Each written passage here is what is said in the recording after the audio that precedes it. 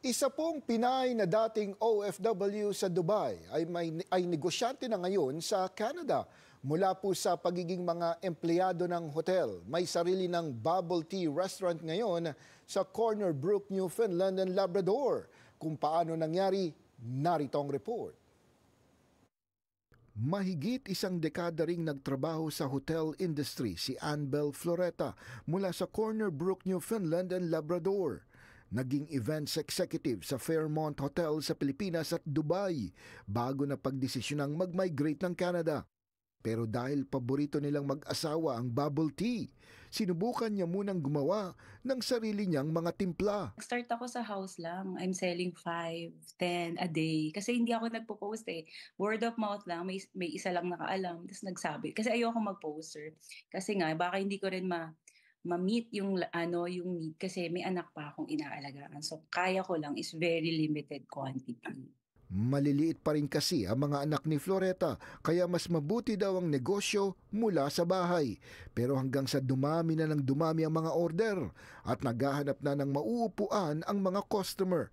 Nakahanap sila ng office space pero napagtanto nilang stricto pala ang Canada pagdating sa mga requirements. We need to set it up na pwede siyang cafe. We have to set up 3 compartment sink, hand washing station, make sure yung washroom namin is fit na makapag-handle ng guest. 1 washroom lang. So we can only set up 10 tables, ganon. Ilang buwan din ang inabot bago nila naitayo ang negosyo.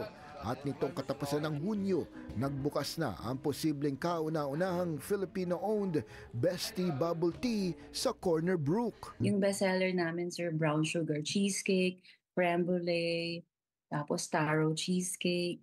Then sa mga bata, very popular yung mga popping bobas. Hindi nila gusto yung pearl eh.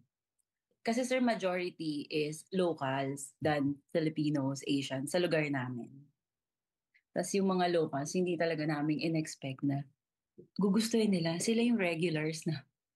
Hindi nila mawawala na minsan bagsak ang negosyo pero nakakabawi din naman nila lalo't wala silang kalabang bubble tea sa kanilang lugar. May mga times nga na parang nadadown na kami kasi ang laki na ng gastos tapos paano.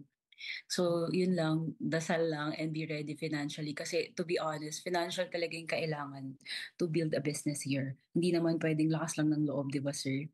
Mula sa pagiging empleyado sa hotel, hindi daw naisip ng mag-asawang Floreta na makakapagtayo sila ng negosyo sa Canada. Everything happens sa perfect time talaga.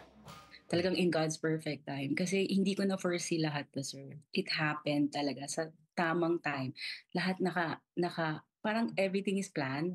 You just have to go along sa journey. Kapag nila para sa iyo, gumagawa ng paraan ng Panginoon para mangyari ito.